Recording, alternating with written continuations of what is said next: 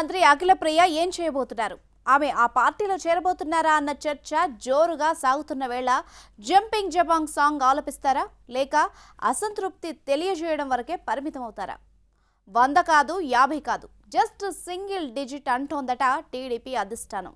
ఏంటా single digit వెనుకున్న వ్యూహం? ప్రత్యర్థి పార్టీల మీద ఒక స్థాయిలో విరుచుకుపడే అంబటి రాంబాబును సొంత పార్టీలోనే అసమ్మతి సేగ అల్లాడిస్తోందట. కనిపించే రాజకీయం వెనక కనిపించని ఎత్తులు వ్యూహాలను మీ ముందుంచడానికి వచ్చేసింది పొలిటికల్ మిర్చి.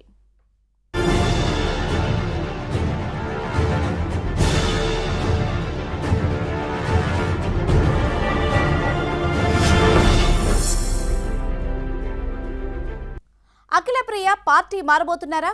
ఈ చర్చ ఒకవైపు సాగుతున్న వేళ అఖిలప్రియ ఆ పార్టీలోనే చేరబోతున్నారట కదా అంటూ మరో ఉపచర్చ కూడా ఏపీ రాజకీయాల్లో మొదలైందట. అఖిలప్రియ చుట్టూ అసలు ఇలాంటి డిస్కషన్ ఎందుకు సాగుతోంది? రాజకీయాల్లో అసంతృప్తులు, అలకలు, ఆగ్రహాలు చాలా సహజం. అంత మాత్రానికే పార్టీ మారతారా అన్న ప్రశ్న ఒకవైపు వినిపిస్తోంది. మరోవైపు మంత్రిగా ఉంటూ కూడా ఇలా చేస్తున్నారంటే దానికి అర్థం ఏంటి అంటూ మరో ప్రశ్న వినిపిస్తోంది. ఇంతకీ ఆళ్లగడ్డలో అసలేం జరుగుతోంది? ఏపీ రాజకీయాలు ఎన్నికల కేంద్రంగా వేడెక్కుతోన్న వేళ జంపింగ్ జపాంగ్ ఎపిసోడ్ కేంద్రంగా వేడి రాజుకుంటోంది. అధికార పార్టీలోకి జంపులు కాదు, అధికార పార్టీ నుంచి అది కూడా ఏకంగా మంత్రిగారే పార్టీ మారతారా అన్న డిస్కషన్ పొలిటికల్ సర్కిల్స్ లో హీట్ పెంచుతోందట. మంత్రి అఖిలప్రియ వ్యవహార శైలి ఇప్పుడు ఈ చర్చకు తెరతీసిందట.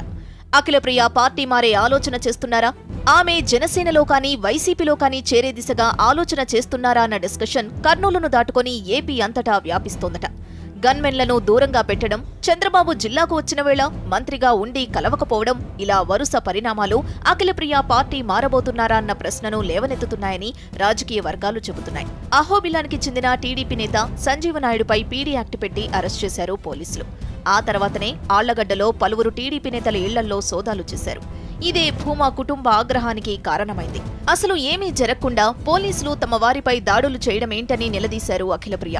తమ వారికే రక్షణ లేనప్పుడు తమకెందుకు? పోలీస్ ఆఫీసర్ వచ్చినా కూడా ఆళ్లగడ్డ మీద ప్రత్యేకంగా దృష్టి పెట్టి అక్కడేదో చాలా గొడవలు, ఇబ్బందులు జరుగుతున్నట్టుగా దాన్ని చూపించడం అనేది కూడా బయట ప్రపంచానికి కరెక్ట్ కాదు. ఇక్కడ ఆళ్లగడ్డలో ఎంతమంది ఎన్ని ఇబ్బందులు పడ్డారో గ్రౌండ్ రియాలిటీ ఏంటనేది కూడా చూసుకోకుండా ఈ రోజు పోలీసులు ఈ విధంగా చెకింగ్ చేయడం కూడా నాకైతే పర్సనల్ గా నాకు నచ్చలేదు. ఈ రోజు నా కార్యకర్తలకి, నా కుటుంబ సభ్యులకే రక్షణ లేనప్పుడు నాకెందుకు రక్షణ అని చెప్పి కూడా వాళ్ళని పక్కన పెట్టడం జరిగింది. నాకు రక్షణ వద్దని చెప్పి కూడా మరి వాళ్ళందరినీ కూడా నేను వెనక్కి పంపించడం జరిగింది. కేవలం గన్మెన్లను వెనక్కి పంపించడం మాత్రమే కాదు, కర్నూలు జిల్లాలో జరిగిన జన్మభూమి కార్యక్రమంలో చంద్రబాబు పాల్గొన్నారు. జిల్లా మంత్రి అయిన అఖిలప్రియ ఈ కార్యక్రమానికి హాజరు కాలేదు. అయితే తన తండ్రి భూమా నాగిరెడ్డి జయంతి కూడా అదే రోజు కావడంతో తాను చంద్రబాబు ప్రోగ్రాంకి హాజరు కాలేదన్నది అఖిలప్రియ వర్షన్. సాక్షాత్తు సీఎం జిల్లాకు వస్తే అది కూడా అత్యంత ప్రతిష్టాత్మకమైన జన్మభూమి కార్యక్రమమైతే మంత్రి గైహాజరుకు తండ్రి జయంతి కారణమన్నది సరైంది కాదని రాజకీయ వర్గాల్లో చర్చ సాగుతోంది. నిజానికి అఖిలప్రియ మంత్రి. ఆమెకు పోలీసుల వ్యవహార శైలి మీద అసంతృప్తుంటే డైరెక్ట్ గా హోంమంత్రితో మాట్లాడవచ్చు. అలానే చంద్రబాబు వద్దకు కూడా విషయాన్ని తీసుకెళ్లవచ్చు. కానీ అవేమీ చేయకుండా గన్మెన్లను వెనక్కు పంపడం వెనుక మరేదైనా తీవ్ర అసంతృప్తి ఉందా అన్న చర్చ తెలుగు తమ్ముళ్ల మధ్య కూడా సాగుతోందట. అటు హోంమంత్రి చినరాజప్ప కూడా అవగాహన లేకుండా అఖిలప్రియ వ్యవహరిస్తుందని కమెంట్స్ చేయడం పొలిటికల్ సర్కిల్స్ లో చర్చనీయాంశంగా మారింది. భూమా నాగిరెడ్డి ప్రధాన అనుచరుడు ఏవి సుబ్బారెడ్డితో అఖిలప్రియకు విభేదాలున్నాయి. ఆయన వచ్చే ఎన్నికల్లో ఆళ్లగడ్డ లేదా నంద్యాల ఎమ్మెల్యే టికెట్ ని డిమాండ్ చేస్తున్నారు. అఖిలప్రియకు వచ్చే ఎన్నికల్లో ఆయన ఎంతమాత్రం సహకరించే పరిస్థితి లేదని జిల్లా రాజకీయ వర్గాలు చెబుతున్నాయి. ఈ నేపథ్యంలో అఖిలప్రియ కేంద్రంగా సాగుతోన్న వరుస పరిణామాలు ఆమె పార్టీ మారే దిశగా ఆలోచన చేస్తున్నారన్న డిస్కషన్ ని వేడెక్కిస్తున్నాయి. వైసీపీ నుంచి అఖిలప్రియ ఎమ్మెల్యేగా గెలుపొందారు. ఇక భూమా దంపతులు పీఆర్పీలోనూ పనిచేశారు. ఈ కోణంలో పవన్ కళ్యాణ్తోనూ భూమా కుటుంబానికి మంచి పరిచయమే ఉంది. దీంతో ఆమె వైసీపీ జనసేనల్లో ఏదో ఒకదాని వైపు చూస్తున్నారన్న చర్చ సాగుతోందట. అయితే వైసీపీలో శిల్పా బ్రదర్స్ ఉన్న వేళ అఖిలప్రియ అటువైపు చూస్తారా లేక జనసేనకు జై కొడతారా వంటి ప్రశ్నలు కూడా పొలిటికల్ సర్కిల్స్ లో వినిపిస్తున్నాయట. అదే సమయంలో అఖిలప్రియ కొన్ని విషయాల్లో సంబంధించి తన అసహనాన్ని ఇలా వ్యక్తం చేస్తున్నారని తెలుగు తమ్ముళ్లు చెబుతున్నారు. మరోవైపు ఈ స్థాయిలో అసహనాన్ని వ్యక్తం చేయడాన్ని చంద్రబాబు ఏమాత్రం సహించరని కూడా టీడీపీలో గుసగుసలు సాగుతున్నాయి. ఒకవైపు ఎన్నికలు తరుముకొస్తున్న వేళ అఖిలప్రియ చుట్టూ సాగుతోన్న జంపింగ్ జపాంగ్ చర్చకు ఆమె ఎలాంటి ముగింపిస్తారన్నది ఆసక్తికరంగా మారింది. సింగిల్ డిజిట్ అంటోందట టీడీపీ.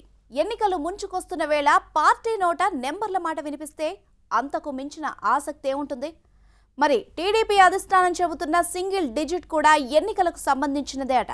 సింగిల్ డిజిట్ అంటే 1 నుంచి 9 వరకు. మరి టీడీపీ హైకమాండ్ చెబుతున్న సింగిల్ డిజిట్కి మీనింగ్ ఏంటి? ఎవరి వైపు చూసి తెలుగుదేశం పార్టీ ఈ మాట చెబుతోంది?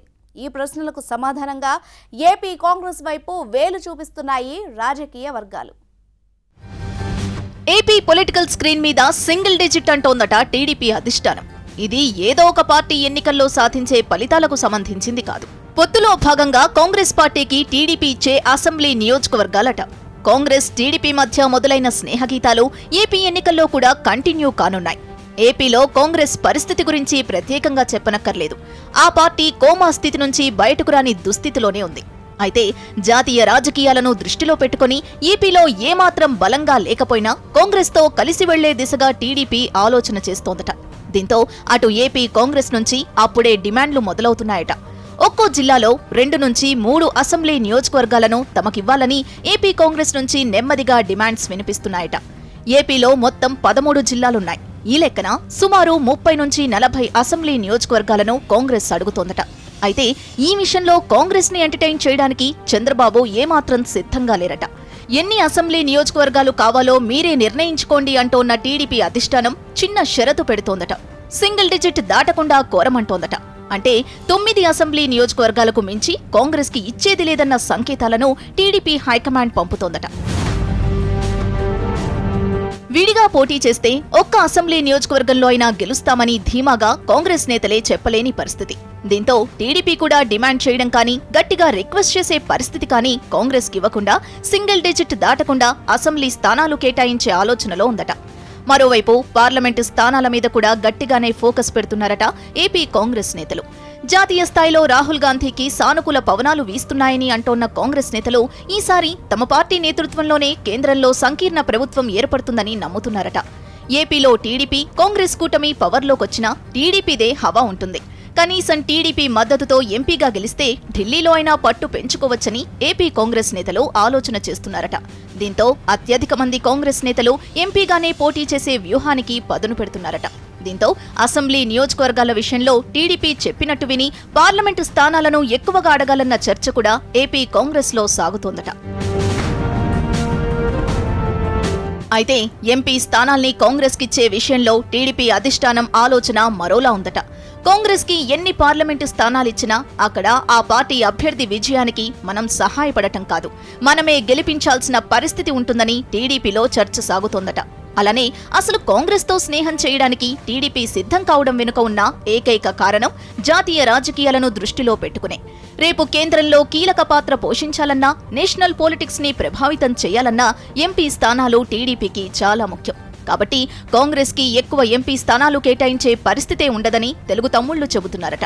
ఇలా అటు అసెంబ్లీ స్థానాలు, ఇటు ఎంపీ స్థానాల విషయంలో రకరకాలుగా కలలు కంటోన్న ఏపీ కాంగ్రెస్ నేతల ఆశలపై నీళ్లు చల్లడానికి టీడీపీ రెడీ అవుతోందట. ఈ నేపథ్యంలో ఏపీ కాంగ్రెస్ నేతలు సింగిల్ డిజిట్ కి సై అంటారా, లేక మరిన్ని స్థానాలు డిమాండ్ చేసి సాధించుకుంటారా అన్నది రాజకీయ వర్గాల్లో చర్చనీయాంశంగా మారింది. వైఎస్ఆర్సీపీ అధికార ప్రతినిధి అంబటి రాంబాబు మరోసారి సత్తెనపల్లిలో పోటీకి సై అంటున్నారు. ప్రత్యర్థి పార్టీని ఎదుర్కోవడానికి వ్యూహాలు రచించాల్సిన ఈ సమయంలో సొంత పార్టీ నుంచే అసమ్మతి సెగలు ఎగిసిపడుతున్నాయట. అంబటి అభ్యర్థి అయితే ఎన్నికల సమరానికి మేం దూరం అంటూ పార్టీలో ఒక వర్గం తేల్చి చెబుతోందట. 2014లో కోడెల శివప్రసాద్తో ఫేస్ టు ఫేస్ వార్ చేశారు అంబటి. కేవలం 100 ఓట్ల తేడాతో ఓటమి పాలయ్యారు. ఈసారి ప్రత్యర్థిని ఢీ కొట్టడం తర్వాత సొంత పార్టీలో సెగల్ని చల్లార్చడం ఎలా అన్నది పెద్ద సవాల్గా మారిందట అంబటికి. వైసీపీలో స్ట్రాంగ్ వాయిస్లలో అంబటి రాంబాబు ఒకరు. ప్రత్యర్థి పార్టీల మీద తనదైన శైలిలో దాడి చేయడంలో అంబటిది ప్రత్యేక స్టైల్. 2014 ఎన్నికల్లో సత్తెనపల్లి నియోజకవర్గంలో ఏకంగా కోడెల శివప్రసాద్తోనే తలపడ్డారు అంబటి. కేవలం 800 ఓట్ల తేడాతో ఓటమి పాలయ్యారు. ఇప్పుడు 2019 వచ్చేసింది. ఎన్నికల సెగ ఒక స్థాయిలో రాజుకుంది. ఈ సమయంలో అంబటి మళ్లీ కోడెల శివప్రసాద్నే ఢీకొంటారా లేదా టీడీపీ నుంచి మరొకరు బరిలోకి దిగుతారా అన్న చర్చ మొన్నటిదాకా సాగింది. కానీ ఇప్పుడు అసలు అంబటి రాంబాబు సొంత పార్టీలో అసమ్మతిని చల్లార్చడంలో విజయం సాధిస్తారా అన్న డిస్కషన్ మొదలైందట. 2014 ఎన్నికల్లో రెడ్డి, కాపు సామాజిక వర్గాలు పూర్తిగా అంబటి వెనుక నడవలేదని వైసీపీ నేతలు చెబుతున్నారు. ఈ కారణంగానే కొద్ది తేడాతో అంబటి ఓటమి పాలయ్యారు. ఇప్పుడు మరింతగా సత్తెనపల్లి వైసీపీలో అంబటి వ్యతిరేక వర్గం బలం పెంచుకుంటోందట. సత్తెనపల్లి వైసీపీ నేత గజ్జెట నాగభూషణరెడ్డి, రాజుపాలెం జెడ్పీటీసీ మర్రి సుందరామిరెడ్డి ఇలా అనేక మంది నేతలు అంబటి రాంబాబు అభ్యర్థిత్వాన్ని వ్యతిరేకిస్తున్నారు.